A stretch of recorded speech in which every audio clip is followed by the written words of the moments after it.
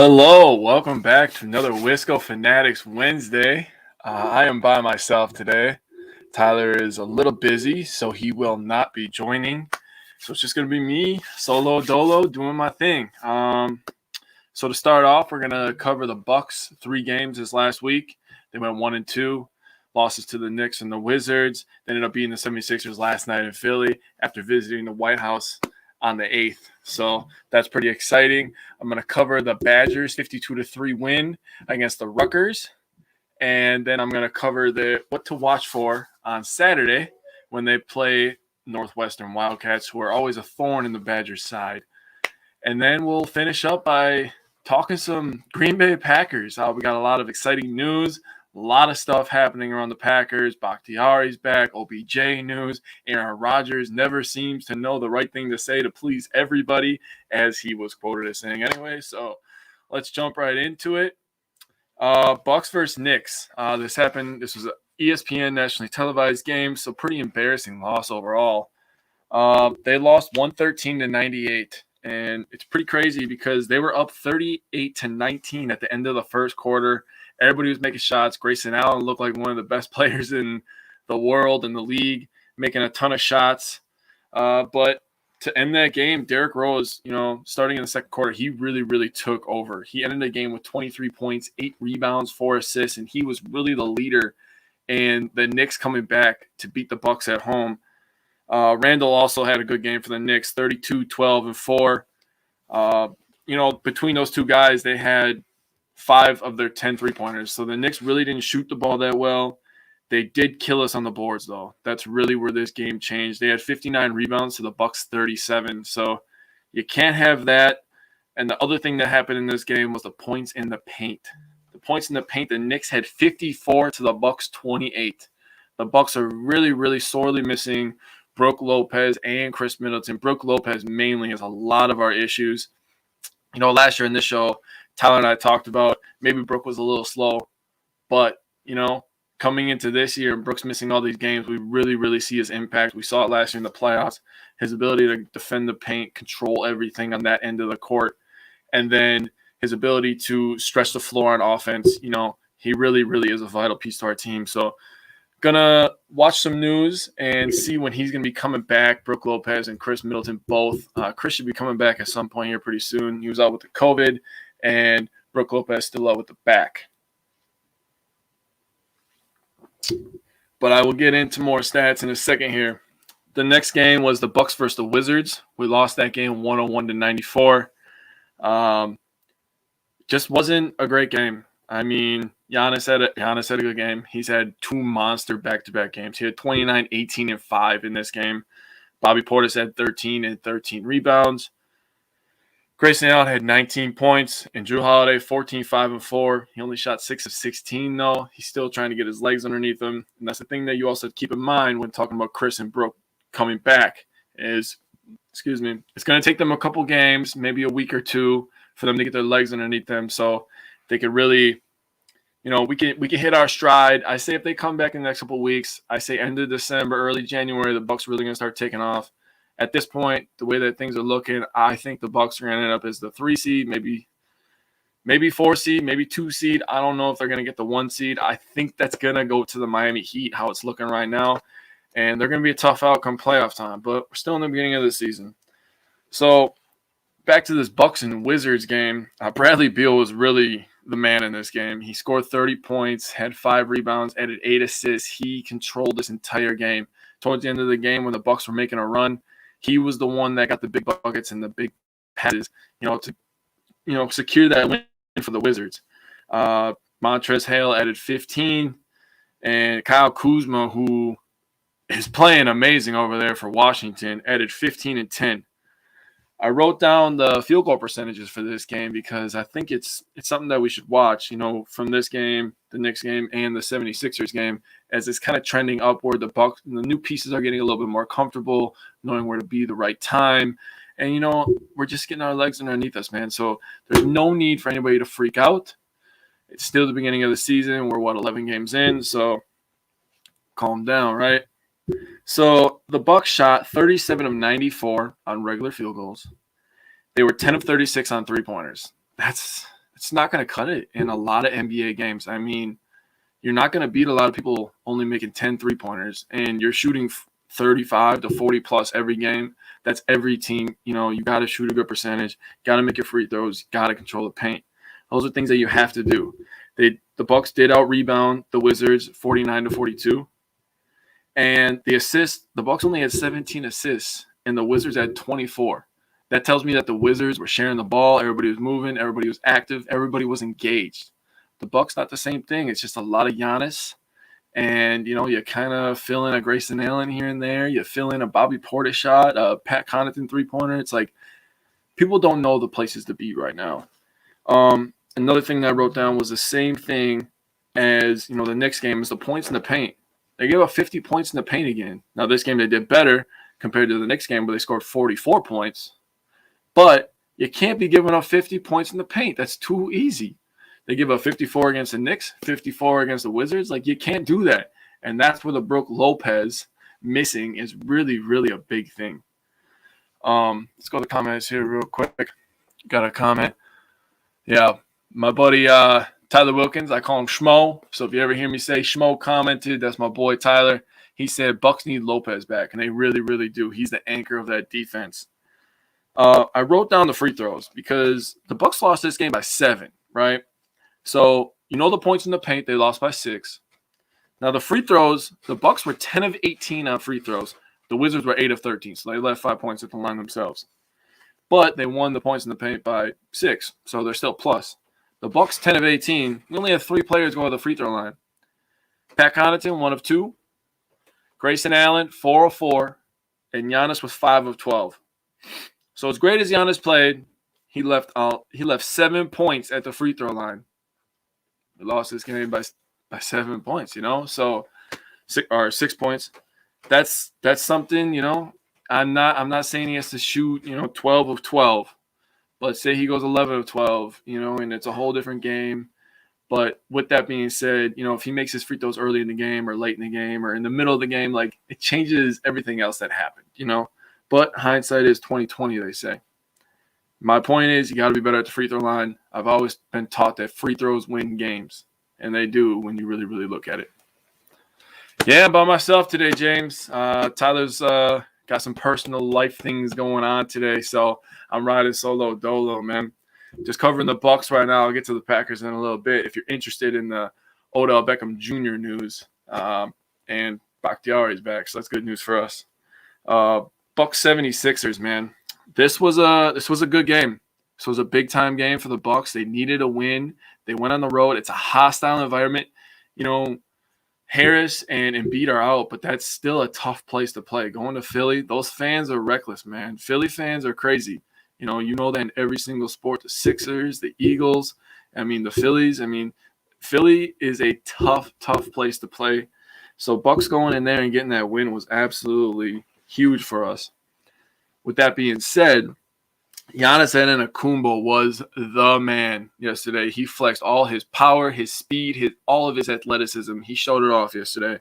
He had 31 points, 16 rebounds, 4 assists, and 2 monster blocks. He had one block where he blocked it and he turned it into a dunk on somebody's head.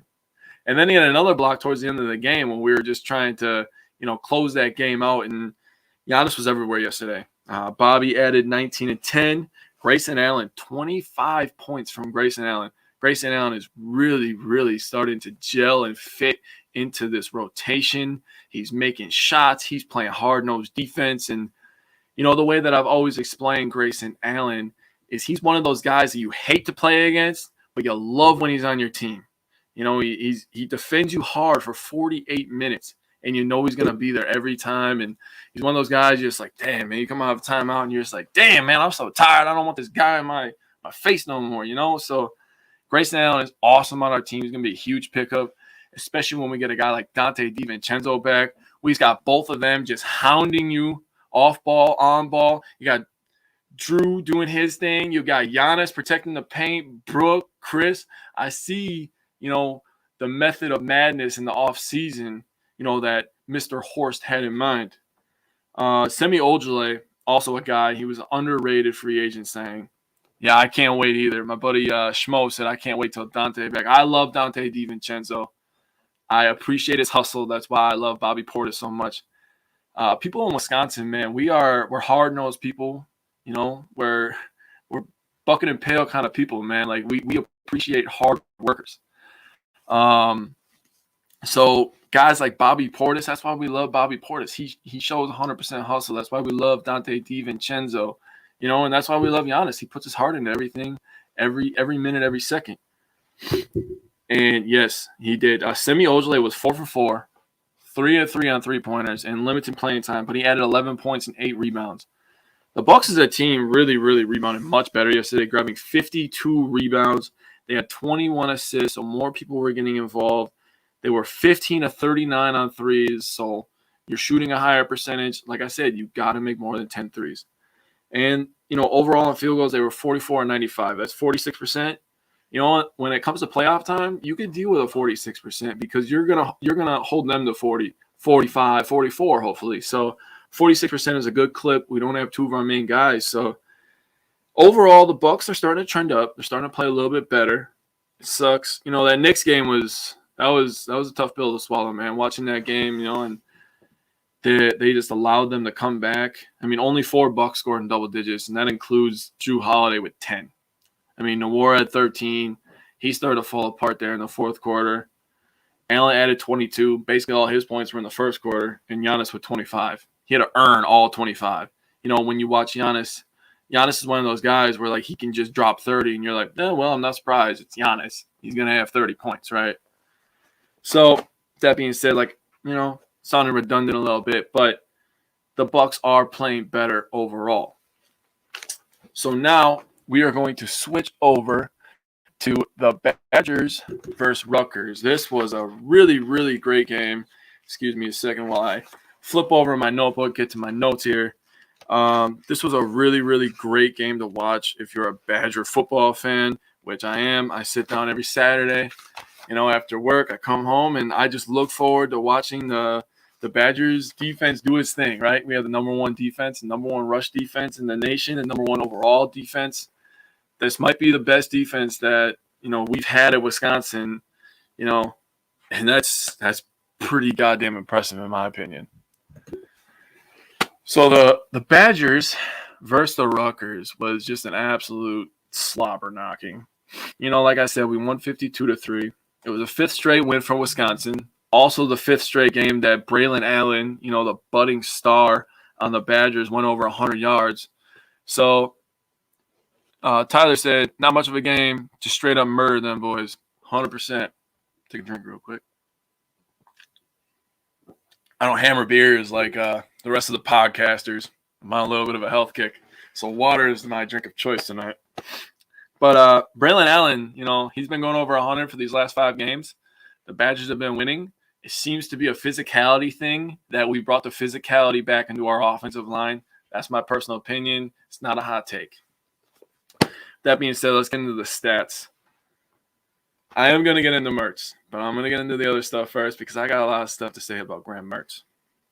Grayson Allen, 129 yards on 15 carries. He had an 8.6-yard average. That is disgusting. And 1 touchdown. This well being hobbled with an ankle injury during the game. If you were watching, the commentators were talking about how Grayson Allen was nicked up in practice earlier in the week. So he had a 1.5 tires, I'll say, out of 2 tires, and he still had an 8.6-yard average, which is just gross. Malusi, the other half of the duo, probably the worst, you know, the not as good part of the duo, but still necessary part of the duo. 15 carries, 75 yards. He had a 5-yard average, and he also added a touchdown. The Badgers as a team rushed the ball 51 times for 305 yards and 3 touchdowns. That is dominating somebody. When you can be like, listen, we're going to run the ball 51 times, and we are going to run it right down your freaking throats. We're going to do dives. We're going to do stretches. We're going to do pitches. You know, they were doing it all, and every one of them was working. They were bringing in 2 freshmen, and they were getting rushing touchdowns. They were getting rushing yards, breaking big ones. I don't remember the name of the true freshman wide receiver, but he was when I'm wearing number 32. He looked big, physical. I'm like, man, I'm getting excited for the future now. But right now, I think this team is on fire, and they really have a chance to do something. It really sucks that they have 3 losses. It really does. But if they would only have, say they only had 1 loss and they had a chance to get into the playoffs, I'd feel really confident with our running game right now and our defense that we could really make some noise. The only defense that's comparable to us is Georgia, and everybody talks about Georgia defense. With that being said, I'll talk a little bit about the impact that the defense had. Noah Vendral, the quarterback for the Rutgers, I previewed him last week. He's been the quarterback there for a couple of years now. He was 8 of 16 for 81 yards, 0 touchdowns, 2 picks, and he had a 4.9 quarterback rating. That is almost as low as you can get. 0.0 is as low as it goes. He had a 4.9 quarterback rating. That's terrible. I was texting my dad during the game, and I was just like, I feel bad for this Rutgers quarterback now. The Badgers defense with the lead. We already blitz a lot. We get to the quarterback a lot. We create a lot of pressure, create a lot of havoc. A couple weeks ago, probably about a month ago now, I talked about the only thing that this defense doesn't do is force turnovers, right? Well, ever since I said that, USA Today wrote a post after I said that, by the way, so give me some credit points. The Badgers have been forcing a lot of turnovers, man.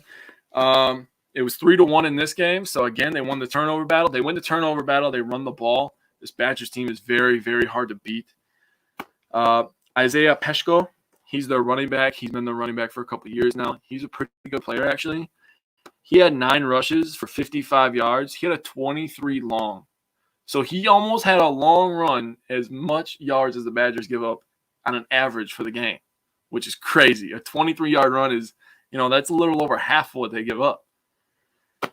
But the team, overall, they had 30 rushes, 95 yards, and they only had a 3-yard average on rushing attempts. You only have a 3-yard average. It's hard to stick with that, especially on 30 attempts.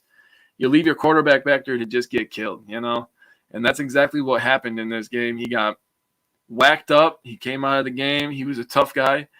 And they even said it during the game that he's one of those guys where his toughness kind of, sings out through the whole team. And, when he was down on the ground, it was kind of like, okay, if this is your tough guy and he's laying on the ground, that is a very bad look for your team. So with that being said, I wanted to go back. I always mention the guys that get the interceptions. Caesar Williams, future player in the NFL. Noah Burks, not future NFL player. And Jordan Turner. He is a true freshman, got his first interception. You could just see the excitement on this young kid's face as he got the interception running to the sidelines. It sucks that he got tripped up because he had a lot of room to run. But with that being said, let's get into the Graham Mertz. Man, I am just so sick of everybody just killing this kid. I'm one of those guys. I will kill you when you play bad. I will just be a completely honest, person. I'll kill you when you're bad, and I'll give you credit when you're good. That's just how I work. Same. It goes for anybody. When Giannis makes a bad play, when Rodgers throws a bad interception, when Devontae Adams drops a pass. I'm gonna call it like I see it. That's just how I work. So Graham Mertz threw an interception, and it was a terrible read. I'll just be honest with you. It was double covered, and there was another, it was the Ferguson who was running an in route, probably about an 8-10 yard in route, and he was double covered. He's one of our main receivers. He's one of the guys that Mertz looks for the most. And there was a receiver coming behind him. I'm not sure who it was. Could have been DK, if I remember correctly. But he was wide open behind him.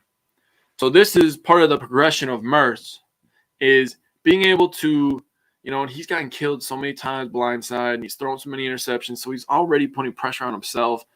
We don't need to put pressure on him too. So the next part of his progression is being able to stand in the pocket, look at Ferguson or the intended receiver, and then, have those people double cover, because they were already double covering, and Ferguson ended up falling down on the play, and it was an easy interception. But then just throw that strike to the guy behind him, That was a big-time gain. We don't know. Maybe he breaks a tackle and runs it into the end zone. But that's the next thing from Mertz. After that play, Mertz played an absolutely perfect game. He ended the game 11 of 16, 240 yards, 3 touchdowns, the interception, and he had a 15-yard average on his attempts. He had a quarterback rating of 92.4. I don't remember the last time Rodgers had a 90 quarterback rating. Because quarterback rating, is a little, or that's QBR, not quarterback rating. QBR is, that's a hard metric. It takes all the difficulty of throws in, all that stuff. It's a new one that came around, probably about 8-10 years ago. But his QBR of 92.4 is insane, dude. That is crazy. Danny Davis got in the act. He was 72 of the yards. We threw it out there, a little quick throw. He made a guy miss, and right up the sidelines he went. His first touchdown of the year. And John Chanel, the other Chanel brother, he had his first career receiving touchdown. So I thought that was a pretty cool stat. His brother obviously is a star on defense. And, John is actually a pretty good fullback. He gets in there and he's just a big guy, just gets in the way and just loves whacking people, Other than that, it was really just a one-sided game. Badgers came out ready. And they punched Rutgers in the mouth, and the Rutgers did not have an answer for it. So now we are going to move on to Badgers Northwestern. Northwestern is always that team, and the Badgers are hot right now, won 5 in a row. Northwestern is always that team. They're sitting at 3-6 now. Sometimes they're 4-5. They could be 2-7. Like, they're that team that always is underperforming, and they always give the Badgers a loss. It's either them or Illinois, and it's really, really annoying. We already took care of Illinois, so now we have to take care of Northwestern.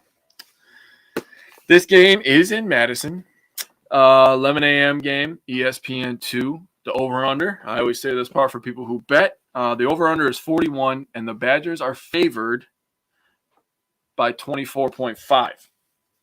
So I'm going to get into a little bit of the stats here. It's kind of crazy. There's one stat on defense that's a little crazy to me. Northwestern, they are a team we should definitely not lose to. This is the same Northwestern team that lost to Nebraska 56-7. Nebraska. Now, I know everybody's thinking like, oh, Nebraska just played Ohio State tough. Nebraska's not good either, okay? I know it's any given Saturday, but they should not be losing to Nebraska 56-7. This is not the Nebraska of the early 90s or the late 80s, okay? But with that being said, I'm just going to give you a little bit of things to think about. First of all, Graham Mertz is playing a lot better. He had 3 of his 6 passing touchdowns last week, as I just said. He has 8 interceptions on the year. He had 1 last week. And he's 107 of 190. It's a pretty good completion percentage. And he has 1,289 yards. 240 of that came last week versus the Rutgers. Malusi, 173 carries, 815 yards, 5 touchdowns. Grayson Allen has 93 carries, not even 100 carries. He has 661 yards and 6 touchdowns. Grayson Allen is going to be a first-round pick in the NFL one day, and I hope it's not for another 3 years because I want him to stay here for a long time. He is an absolute monster. The thing about Northwestern is they're a little bit like Purdue because they've used 3 quarterbacks, but they're to the next level of Purdue because all 3 of their quarterbacks have thrown at least 75 passes. That is insane. 3 quarterbacks thrown 75 passes. The first one is Ryan Hilinski. He's 72 of 134, 764 yards, 3 touchdowns, 1 pick. He's a sophomore. He's the young guy. He's probably the quarterback of the future in that program. The other 2 is Andrew Marty and Hunter Johnson. They have similar stats. Those 2 are both seniors. They both turn the ball over a ton.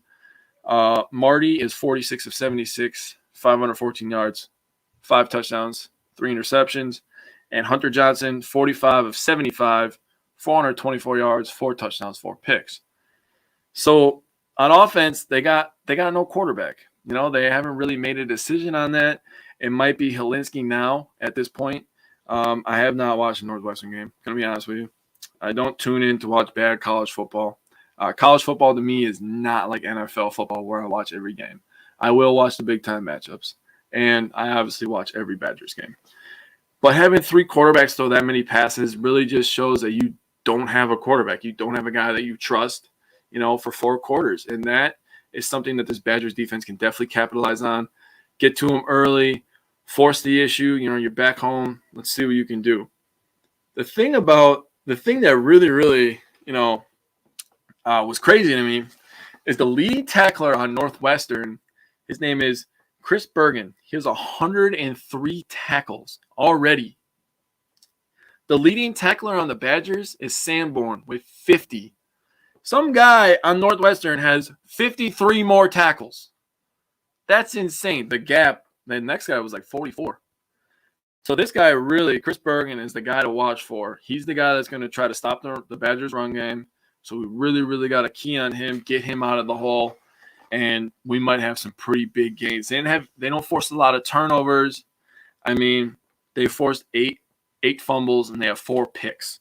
The Badgers have 8 interceptions, 1 return for a touchdown last week, and 6 forced fumbles and 8 fumble recoveries. So the Badgers have really started to force more fumbles and, give more opportunities to this Badgers offense, who is being much more physical. So I have to do my weather report real quick. Oh, Jake Bergen, he's back in the building. So weather report, this is 11 a.m. game, so it's an early game. It's going to be cloudy, 38 degrees, winds west-northwest at 10 to 15 miles per hour. The thing that I'm going to say right now is there is a chance of snow on Saturday night. It's here, people. The snow is here. I don't know if anybody wants to talk about it. I don't, because I'm not looking forward to it, but it is what it is. So now, since we're done with the Packers, I need more people, or with the Badgers, we're switching to the Packers. I'm going to need some more people to join this conversation, help me talk some Packers football. All right, so now I'm on my Packers page.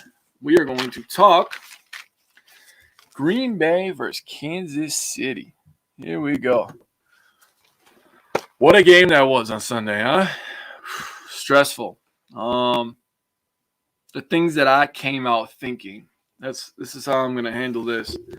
I really thought about how I was going to word this conversation. And the things that I came out thinking is Jordan Love didn't get a fair shot.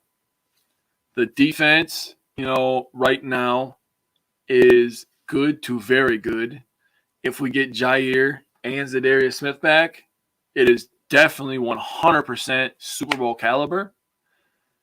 And the special teams needs to pick it up.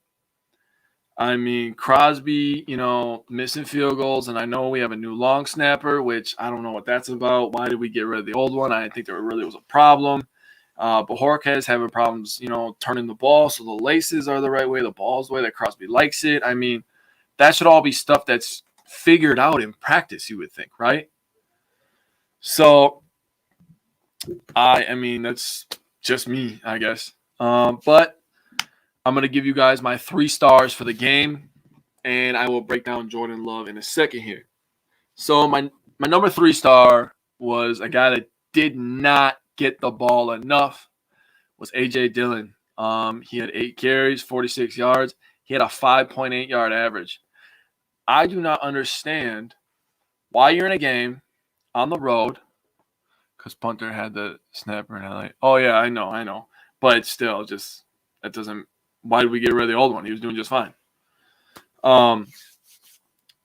You're in a game where it's a quarterback's first start. You're on the road, and they're blitzing you a ton. They are just forcing Jordan Love to make a play. And he made some plays with his feet. He had some wobbly throws that got caught, but for the most part, we didn't make any adjustments. So for me, I still, to this day, don't understand why Dillon didn't touch the ball more. A.J. Dillon has been phenomenal, in not a huge role so far this season. I think he should be used a little bit more. But, I mean, we're still 7-2. So I guess I'm just complaining at this point. The point of this is A.J. Dillon needs to get the ball more. You stay ahead of the change. You put your young quarterback in a better position. Would you rather your young quarterback go at a 3rd and 3 or a 3rd and 8? I think that's a pretty easy decision if you ask me. My second star, and this is absolutely bonkers for me, is Kevin King. He was awesome besides one play. I mean, he still was awesome for, diving and almost intercepting that pass. But if he would have caught that, that would have taken 3 more points off the board. Not like it really made a difference in the end. But Kevin King was the man on Sunday, man. He had 7 tackles, 4 solo, that pass defense that I talked about. Love throwing 34 times the first start is ridiculous. Yeah, it really is. It really, really, really is. I wrote down that stat too. They did not run the ball enough at all. I thought we were just going to run, and run some more, and we were going to sprinkle in a little bit of Jordan Love. You can use Jordan Love's legs too, on some, quarterback options. He looked plenty fast enough. You get into a third and short, do a little quarterback option with a A.J. Dillon. You know what I'm saying? A lot of things we could have did. Back to my stars. Kevin King, man. Hey, what up, Isaac? How you doing, buddy? Kevin King, man. He gave up 3 catches on 6 targets for 21 yards. Kevin King absolutely balled out, dude. I don't know what the problem was, but it seems like every level of this defense has improved over last year. The defensive line has been awesome. They get rush on the quarterback, but they also contain at the same time. The linebackers flowing sideline to sideline. I mean, the cornerbacks being aggressive, coming up and tackling. We're not having safeties or corners or linebackers. I mean, maybe every once in a while it's going to happen. They're human. But out of position, 3, 4, 5, 9 times a game and giving up these big chunk yards. We barely give up chunk plays anymore, and that is something that is really, really beautiful to me. Kevin King, man, hats off to you. Not really. I have a receding hairline, and I do not want to show my hair. So that's one I'm very, very excited for because one second, I'm going to read a comment. My buddy Tyler said, Jordan Love looked great in the pocket, got sacked only once, and was pressured 52% of the game. See, they were bringing blitz. That's why I talk about running the ball more and giving him favorable third downs, giving him favorable second downs. Tyler also said that's the difference between Barry and Patine. He has those guys playing. Tyler, co-host, Tyler, my boy, I miss you. This doesn't feel right without you.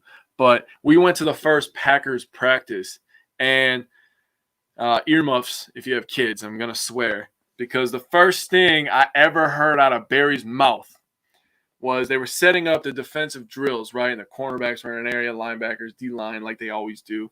And they had 10 minutes, to get their individual stretches out and, get everybody get set up. And the first thing I heard out of Barry's mouth is, you have 10 fucking minutes. So right away from the jump, Barry was intense and he was ready, to get these guys in position to play football. And I really loved his interviews in the offseason talking about instincts, especially for linebackers in that star position, as he calls it, the slot corner. I mean, instincts is so huge in football. To understand where to be, time, and place is a really, really big thing. And, talking about that, this guy who's my number 1 star really showed great instincts on Sunday. And it's also the reason probably Jalen Smith got cut because he just wasn't he's fast and he's athletic. He just wasn't showing, the first step read that you look for in a middle linebacker. But my number 1 star is Chris freaking Barnes, dude. It's about freaking time, man. He was my preseason pick for, player I wanted to improve and be an impact player for us on defense because I talked about it. I said, if the Packers are going to have a top 5 defense, they're going to need a good middle linebacker. That's just the name of the game. You need good defense up the middle.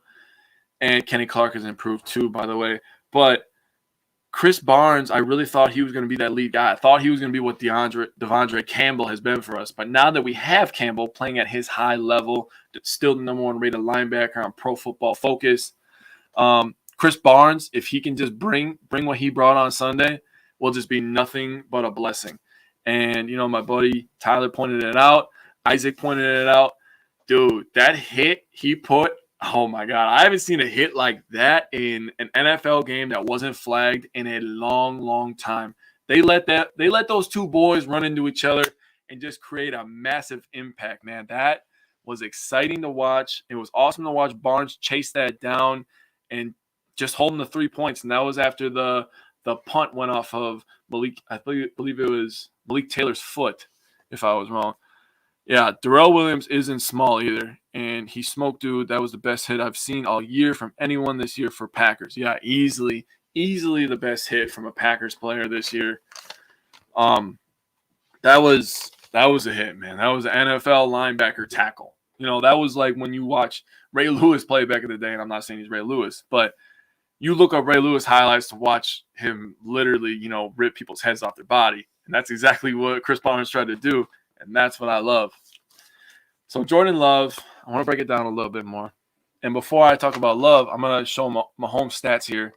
He was 20 of 37, 166 yards, 4.5 yard average, 1 touchdown. He had a 43.7 QBR and a 74 rating. Those are just not former MVP numbers. I know, and I've been raving about the defense, because I'm a defensive guy at heart. I love watching the Badgers, football, because they always have good defense, for 10 plus years now, since Jim Leonard really got there. And, I just love defense. And the Packers, back in 2009, 2010, foreshadow, had a really good defense, and that's why we were able to win the Super Bowl, in 2010. But Mahomes, 166 yards, that's, 4.5 average. So here's Jordan Love, and Tyler pointed it out. He was under pressure 52% of the game. And the Packers really didn't make a lot of adjustments. I know in the third and the fourth, they tried to do the dink and dunk and the shorter routes. But it's like when you do that too much, you get predictable. That's why I'm calling for running the ball. There's so many things we could have did. Could have handed off a jet sweep. We could have did, they did the play action. They had DeGuara come across, on the play action. And, that's a little easy completion. You got to do more stuff like that to keep your quarterback, give him easy completions, move the pocket. I thought LaFleur was going to have a much better game plan than he did. I'm going to be completely honest. But Jordan Love, 19 of 34. He had 7 different receivers. So right there, people need to stop comparing Jordan Love to Aaron Rodgers. 100%. And that starts with LaFleur. I'm going to say that right now. That starts with LaFleur. LaFleur had a game plan that was for Aaron Rodgers, and he thought he could just throw Jordan Love in there. That's what I thought watching that game. Jordan Love, 19 to 34, 7 different receivers, like I said, 190 yards, touchdown, interception. And the interception, it wasn't like a horrible pass. It was a pass that, he should have brought it down just a little bit, but he allowed Devontae to try to go up and make a play for him, which he almost did. It's just the corner was right there and he made a better play.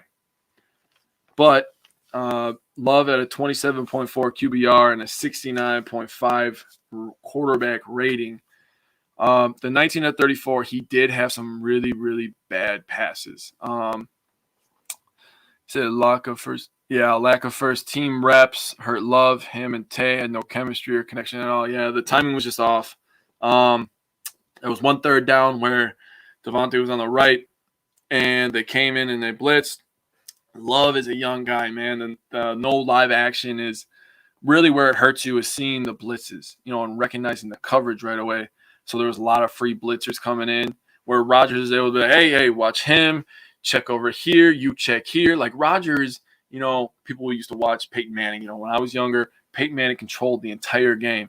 Rodgers is at that point now in his career where he can really just set everything up. Jordan Love is not, obviously. But there was a pass. Devontae was on the right side. There was a free rusher, and he tried to throw back shoulder, as a hot read. And Devontae just kept running a streak. So Devontae looks over. He looks sad. I hated watching that, by the way. It gave me Rodgers 2019 vibes. I'm going to be completely honest with you. But he looked a little pouty, a little sick of it, a little annoyed. But you got to play football, man. And I was really, really begging for them to, go over and talk to Love. When he's sitting on the bench and the quarterback's coach is sitting next to him and he's showing him the play, I want Devontae and Cobb to be sitting over there like, okay, if you see this, what are you thinking? Like, I don't want them to be talking to each other on the sidelines and, talk. It seemed like, to me, from an outsider point of view, it seems like they're almost like complaining that Jordan Love is playing, and I didn't want that. So I'm going to read a couple more comments here. One's from Tyler. He said, second half, Love looked good. He threw some dimes in that TD drive. He completed 10 straight passes, I believe. He did complete 10 straight passes, and he did actually look good. That's the same drive that they, started moving the pocket a little bit. Isaac said, Arrowhead Stadium is super tough place to play, let alone a first start at QB. Yeah, it's one of the harder stadiums. And then you come in with the pressure of, Jordan Love already has pressure with, being behind Aaron Rodgers and playing for the Packers and all the drama that surrounds Aaron Rodgers. And, and then you add in Patrick Mahomes on the other side. And Patrick Mahomes is looked at as the darling of the NFL, and he throws his pass, and he's been an MVP and a Super Bowl champion. And there's a lot of stuff that went into it. Tyler said, did you notice all the bad snaps in the game last week? I seen about 4 of them from Patrick. Yeah, Lucas Patrick did not play a clean game. With talking about that, Royce Newman has been trending in the wrong way. It's a rookie right guard for the Green Bay Packers.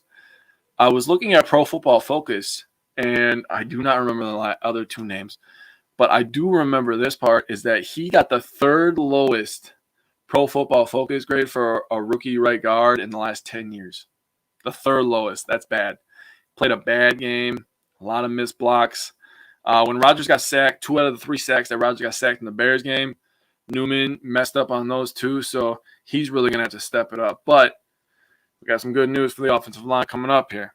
My buddy Phil said, can we give kudos to Love's ability to get rid of the ball, avoiding sacks, and was smart enough to throw at feet of close running backs to avoid intentional grounding? 100%. Yeah, he does, Tyler. But Love, I thought Love played great, man. I mean, there was a couple times we tried to run that screen a couple times. There was one where they were basically hugging Aaron Jones, and I'm just like, how is that not defensive holding?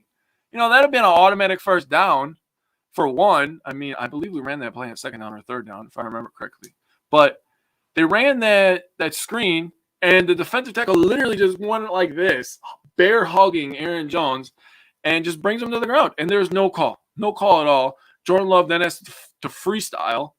And he doesn't have, we talked about the reps that he had with the starting wide receivers and, all the shit that went into it. But it's like, that's why I started this. And I said that Jordan Love did not get a fair chance. So I'm not grading the future. I'm not weighing the future on this one game.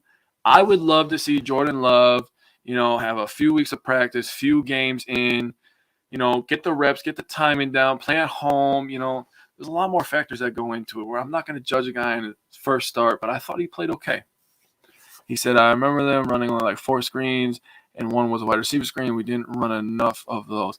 I mean, we ran enough where they started to really catch on to it. I mean, the defensive tackle, he's a backup too. So for him to recognize that right away, that he knew the formation and that we were running a screen again.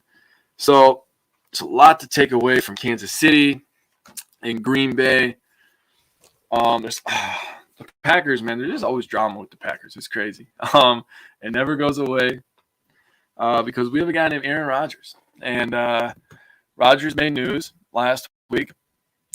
And, with the COVID and, all the things he said on Pat McAfee on Friday. And he went on there yesterday and stirred the pot a little bit more. Yeah, special teams. Yeah, I talked about that, Isaac. They need – all right. I'm just going to say exactly what I said. So there's the gentleman I talked to. His name is Greg. He's actually a grandfather for one of the kids in my stepson's class, right? I talk to him, every week about the Packers. And I'm going to say the line that I said to him because I think it hits the nail on the head. I said, I don't think the special teams can stick their heads farther up their ass after Sunday. That was absolutely the worst I've ever seen out of the special teams. And that's saying something, man. We gave them 3 points because of the punt. I mean, what is Amari Rodgers doing? First of all, I got to go back to Chiefs here because we're still talking about this game here. What is Amari Rodgers doing? I think that experiment's got to die. He's not the punt returner. He's not the kick returner. Take him out.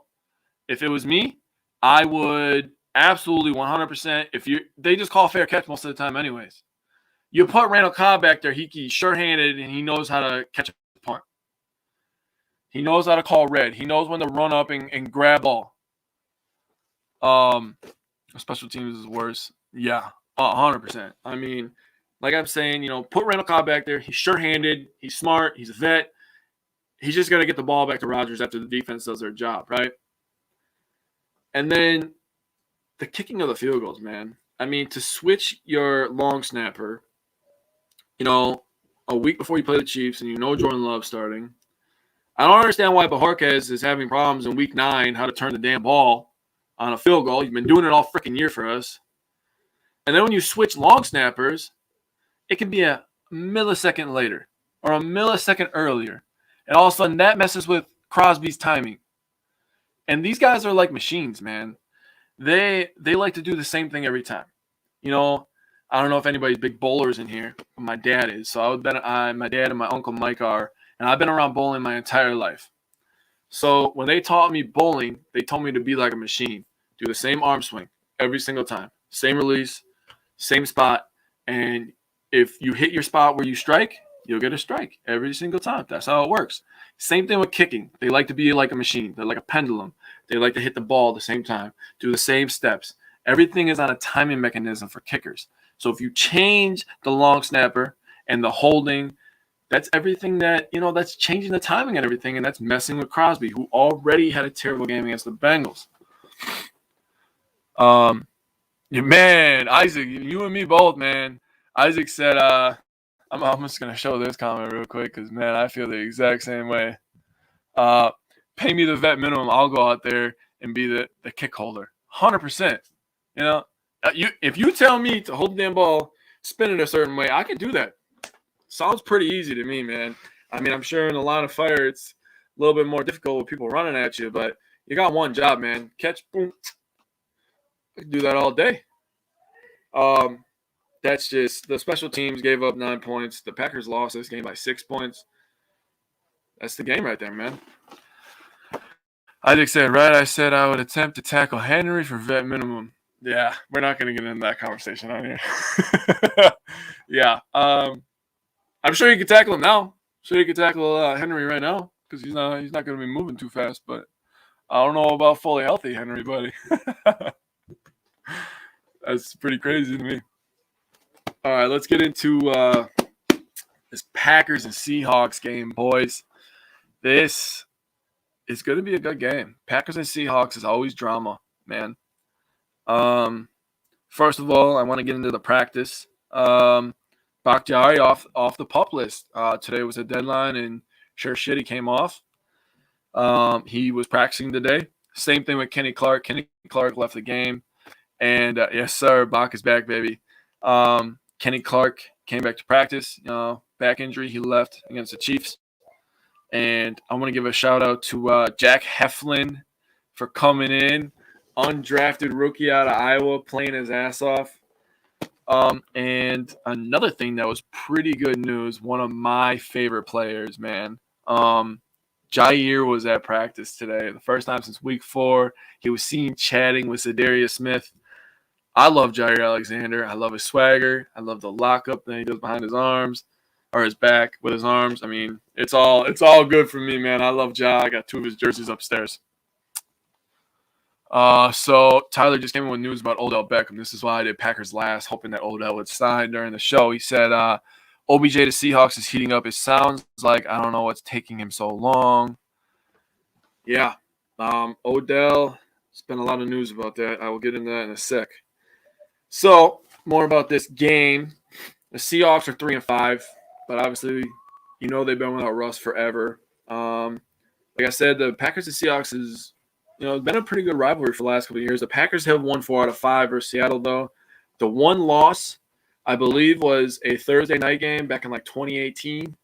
Somebody fact-check me on that. I remember we lost that game, and I remember that was the first time I saw Tanyan, and Rodgers threw a dart to him, down the middle of the field, and Tanyan did one of these in the end zone. I believe that was 2018. Somebody has to check me on that. When you're hurt, you think you would want to be around his teammates. Yeah, I know. But, they're rehabbing and stuff like that, so they want to stay focused and grind that out. If you're referring to Jair.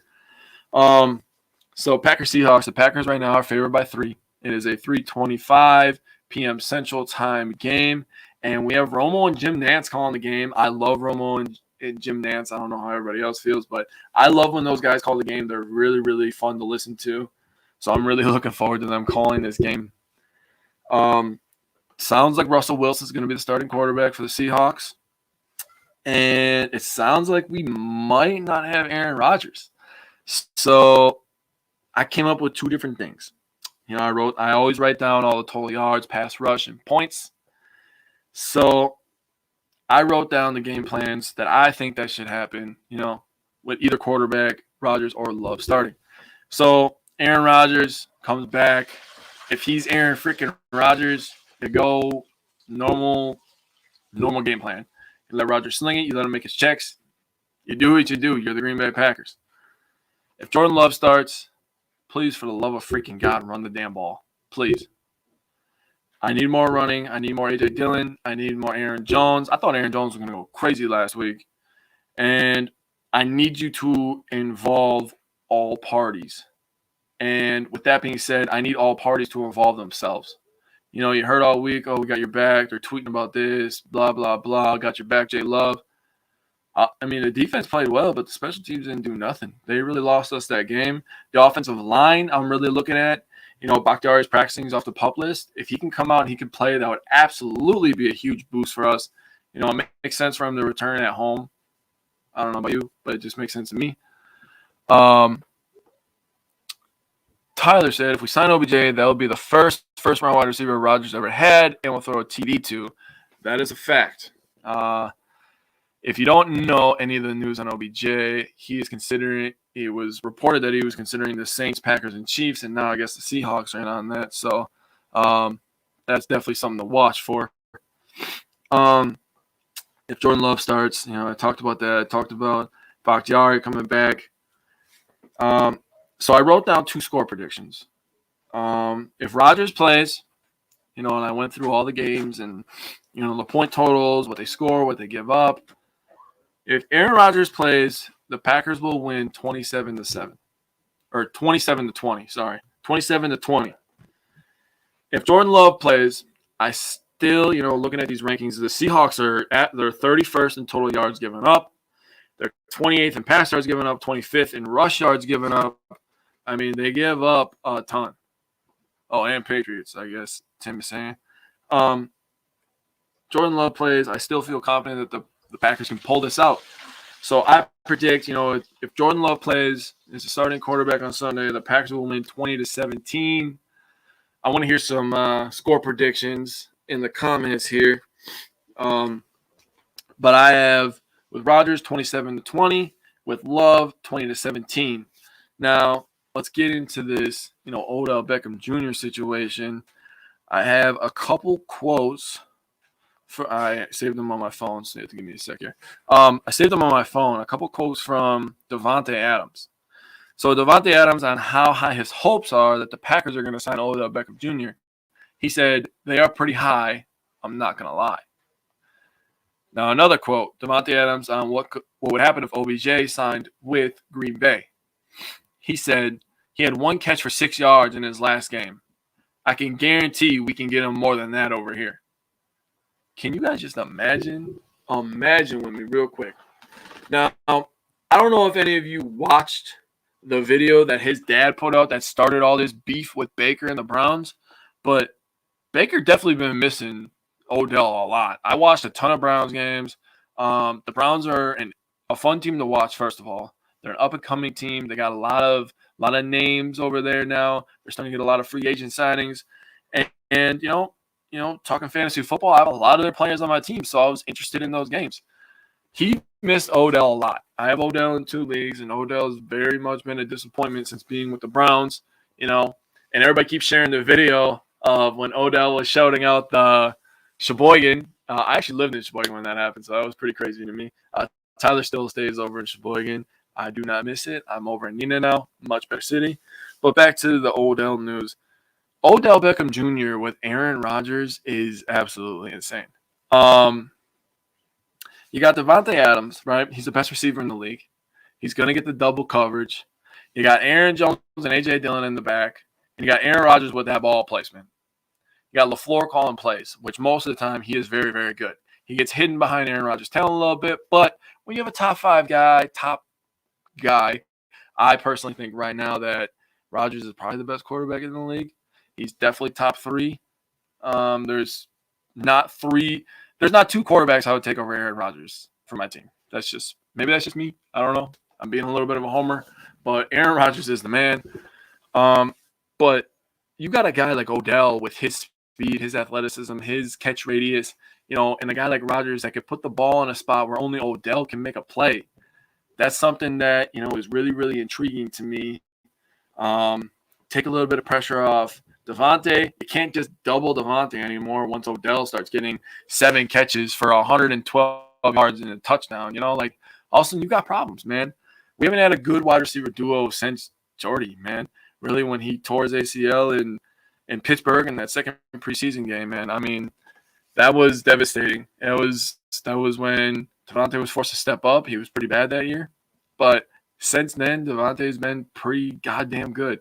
So to have a good duo again would really be something that would be awesome, especially since we just lost a guy like Tanyan, who is probably going to go crazy,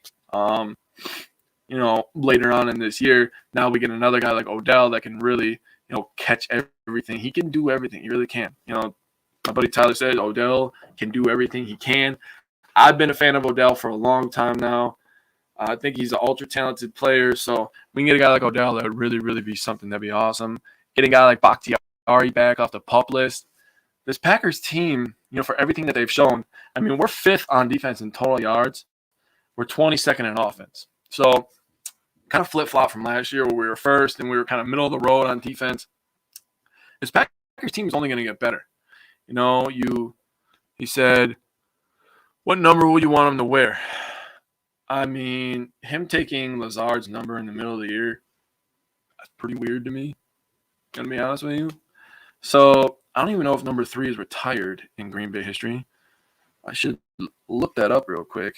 Retired numbers in Green Bay. But otherwise, I think he would go back to his college number 3. He looked pretty cool in that. Single-digit wide receiver. That'd be pretty sick to watch. I mean, it's still kind of weird to me, but still cool. Like college a little bit. Retired numbers. Packers history. Can't type apparently. Okay. 6 numbers are retired. Number 3 is retired. Tony Canadeo is number 3. Brett Favre, 4, obviously. Don Hudson, 14. Bart Starr, 15. Ray Nitschke, 66. And Reggie White, 92. So he can't be number 3.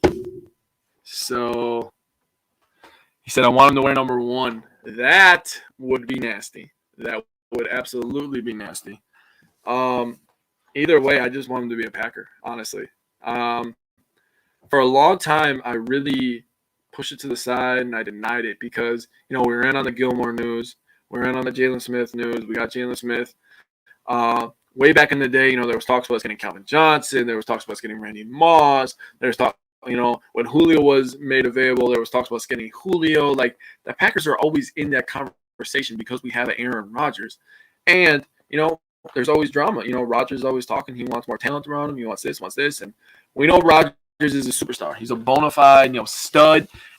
Every time he steps on the field, he does everything he can to help this Packers team win. But getting him help is something that we really haven't done for a long time.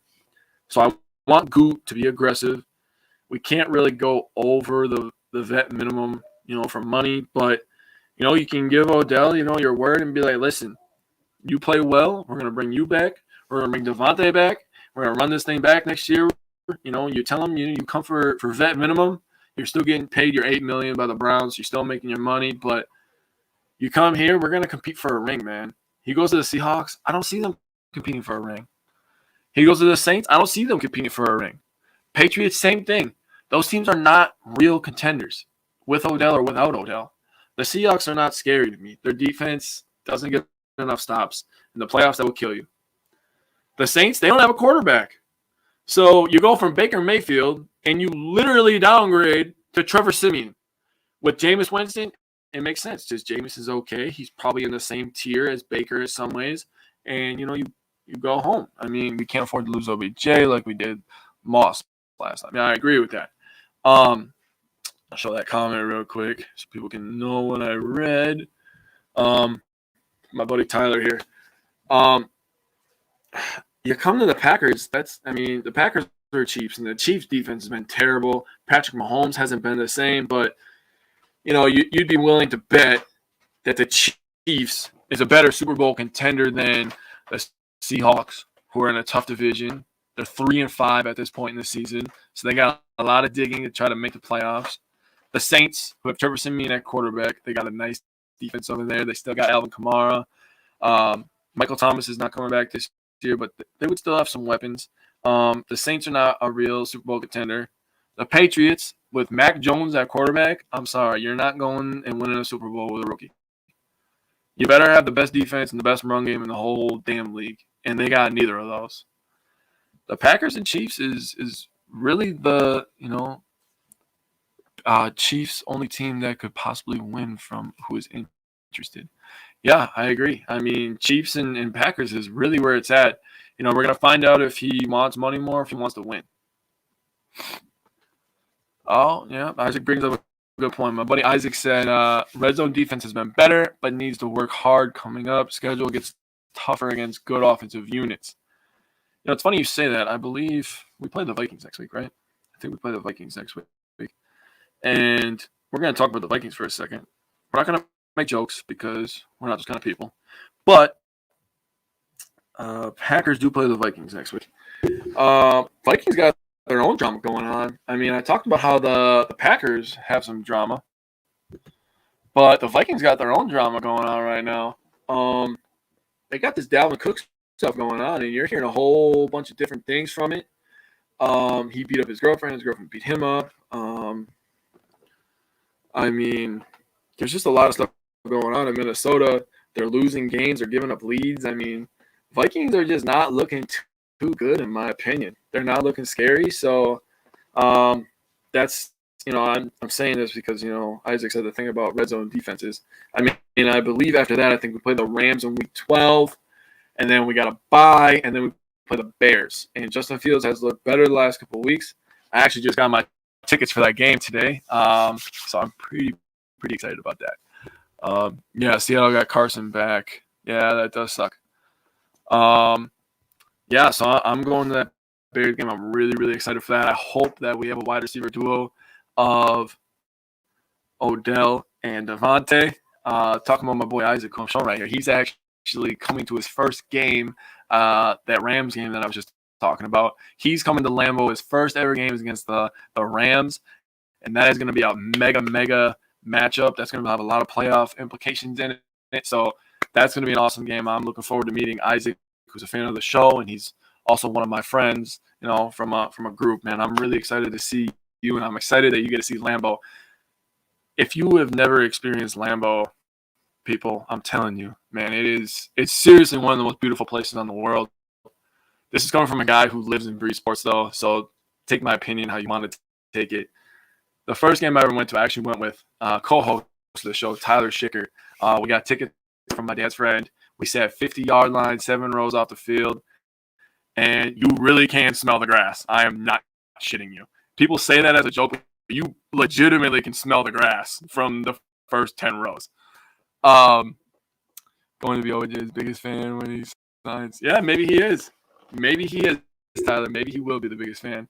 But the story I was telling, we're sitting 50-yard line behind the Packers bench, 7 rows up, and my favorite player growing up was Reggie White. The first name I saw when I looked up was Vince Lombardi, and then I saw Reggie White. Those were the first 2 names I remember seeing, and I was just like, yeah, I could just die here. This is like the greatest place on earth because I love this place. I've actually tried to talk my girlfriend into getting married there. It's not going too well. She wants a beach wedding, so I guess we'll see who wins there. But yeah, I'm really excited for Isaac to see Lambeau. It's absolutely amazing. My buddy Tyler, who's been commenting on the show, one of my best friends. I love you, Tyler. But he's a Cubs fan, and we got to do a debate. And I want to know people's answers. He said that Wrigley's a cooler stadium because it's older. And my rebuttal was there's more winning that happened in Lambeau. You better save your penny. I should save dollars. Yeah. I mean, it's a lot of money to go to Lambeau, but to me, it's worth it, man. I try to go to at least one game a year, see the Packers. I mean, last year I didn't go because world was pretty crazy last year. But, yeah, I try to go to one game a year and really because I don't take Aaron Rodgers for granted like a lot of these people. And this could be the last year for Aaron Rodgers, so I'm glad Isaac's getting to watch him. With that being said, guys, give you guys my weather report. Let's see here. Gotta get weather report up here. Jake's weather report. Boom, here we go, baby. Jake's weather report. So, remember how I mentioned in Madison for the game that on Saturday night there could be some snow flurries. So, a few flurries and snow showers possible on Sunday as well. When I was looking up the weather, a lot of it said that the snow was going to be just overnight, maybe leaking into the middle of the day. And with this being a 3:25 game, I really don't expect snow to be going all day. If it does, there's going to be a lot of pissed off Wisconsinites. I'll tell you that right now. But with that being said, winds west-northwest at 10 to 15 miles per hour. Again, few snow showers, few flurries. So look forward to that. Excuse me real quick. Weatherman Jake, baby. Hey, I'm here every week telling the weather. I'm looking forward to the Badgers win number 6. Hopefully, my buddy Tyler is pretty crazy. He likes to bet a lot of money. I don't know why he does that. He can literally just give me the money if that's what he wants to do. But I'm looking forward to the Bucks. Isaac, it's starting to get cold here. You ready? Hey, it really is starting to get cold, man. By the time you come, dude, you're going to be freezing your shit. I'm telling you right now, buy hand warmers, and you're going to want to buy 4 for you and your wife. Put one in each hand. Put those puppies in your shoes, man, right by the toes. And make sure you bring a sweatshirt and a jacket because you're going to need both of those. Oh, Isaac. Oh, okay. You'll be drinking? You'll be just fine then, man. You won't feel a damn thing, dude. Your wife, though, if she's not drinking, she's going to be fucking cold, dude. I want to go to a game with my girlfriend, right? And she is always cold. Like, literally, it can be like 7 degrees, and she's just like, oh, man, I'm cold. Because she's from California, actually. So she just always is just cold. I'm always hot. And I always want to go to a game later in the year because Lambeau, to me, like, I picture the frozen tundra and all the, Bart Starr and, all that, man. I live and breathe that, man. I love that. Yeah, you better. You already thermal shop this weekend. But yeah, I live and breathe Packers football, the legendary stuff. I love the cold games. I actually went to the second coldest game in Packers history. Packers in San Francisco in the playoffs way back in 2012, I believe it was, or 2011. No, 2013. But yeah, I like cold games too. That's just real football to me. All those people that play in those domes, those pussies to me. But yeah, Packers football is out in the cold. That's real football. But moral of my story is my girlfriend always wants to go to like September games, and I'm like, I want to go to a September game. That's lame, bro. Like, I want to go to December against the Bears, and it's -5, and it's slushy outside. It's ugly, and you have to run the ball 50 times. You just run into each other, and I live for that, man. That's my kind of shit, man. It's later. Keep Cap going that long? Yeah, Cap. Yeah, he's been gone that long, dude. No, it was definitely like. Okay, I think 2011.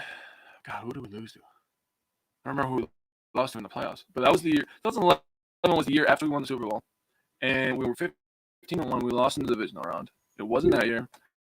2012 and 2013. I know we played the 49ers back to back. I don't remember which one was at home, which one was in San Francisco. 2013 doesn't sound right. It was one of those years, dude, I'm telling you, because 2009 we lost to the Cardinals, 51-45. The next year we won the Super Bowl, 2010. 11 we lost in the divisional round. It might be. I thought I went to a wild card game. And then 2012, 2013. I don't know. Look it up for me real quick and let me know what you find. But I'm pretty sure it was 2012 or 2013. Who did we lose to in 2014? Oh man, we have so many playoff losses. I can't even remember, which is kind of sad. It's making me depressed. Maybe I will have a beer tonight. But let me look real quick. Packers, 49ers playoffs. 49ers playoff history. So let me look it up here real quick. All right. Playoff history. Here we go. All right. Let me scroll. Okay. I'm going to find out because now 2014. Yep. 2014 we lost to the Seahawks. Okay. Roger there. 2010. So 2012. 5-2. Packers 8-1.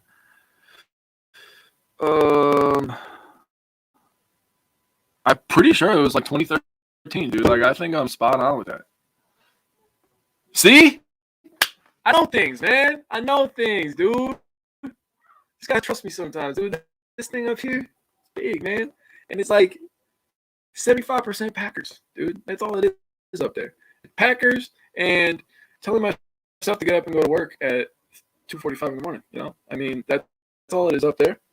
A little bit of my daughter mixed in there now. But, yeah, man, I told you. That was a long time ago. I was at that game, dude. I was a young kid, man. I was, yeah, it doesn't seem like it. 2015 was Cards. Oh, yeah. You're right. Isaac's waking it all up. That was the game. Rodgers threw the 2 bombs.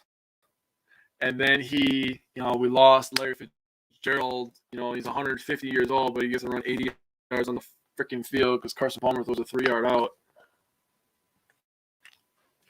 I remember that now. 2015. God damn it. We've had a lot of goddamn heartbreak. We need OBJ. We need the damn Super Bowl, man. Terrible with dates, but remember like players and plays about whatnot. Yep. 2016 was Cardinals. That was a run the table year. I remember that. Run the table year. Actually, going back to it, 2014. Yeah, that was the relax, right? That was relax. Yeah, because 2012, I think. What year was that? Hopefully, yeah, I know. I'm really looking forward to that news, Tim. All memory, baby. Didn't Google nada. Yeah, glad you brought that all up. Who the hell was 2017? Was that not? So Niners were 2019. Last year was Buccaneers. God, what the hell?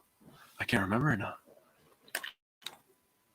I remember the Niners, though. I was freezing my ass off. It was so cold at that game. Second quarter, I went to go get my free hot chocolate because you got, like, hot chocolate for free, like, all you wanted, like, before halftime. I remember I had one, drank it. I went and got another one, to keep moving and shit. And I went and sat down, and I remember I watched the entire second quarter, and I was like, oh, crap, I forgot to drink my hot chocolate. I went to open it up to drink it because the top was getting ice on top of it from the hot chocolate on the lip part, and it all froze. Yep, 2012 was Giants. Yep, because they beat the Patriots in the Super Bowl. I remember that. That was when we were 15-1, and we lost in the divisional round because our defense was absolutely doo-doo. I think that was the same year we lost Jermichael Finley and Nick Collins, unless that was the year before. But man, Nick Collins. Let's not talk about that. I'm still sad about that. Jermichael Finley's kind of become a little bit of an asshole ever since he left the Packers and he got hurt. He talks a lot of shit about us, so I don't really care about him too much. But he used to be my boy. I used to love Jay Finn. That being said, I'm getting text messages here. Come upstairs. So I'm going to end this. I appreciate everybody commenting. I look forward to the Packers Seahawks game on Sunday. Look forward to the Badgers winning. Hey, thanks for coming by. Thanks for helping me out. I did it solo. I know this wasn't as good when Tyler's here, but I tried my best. I did everything I could to break everything down. But, yeah, thank you. Appreciate you. And don't forget to share and invite your friends. Bring them all in. We want more people. We want more conversations. We need more of it. So share, invite your friends over, all your Packers fans, Badgers fans, whatever you got. Bring them on in. And as soon as you guys hear some OBJ news, let me know if I don't find out first. But I'm going to try to find out first, and we'll share it to the page. So thank you, everybody. buddy, and enjoy your nights.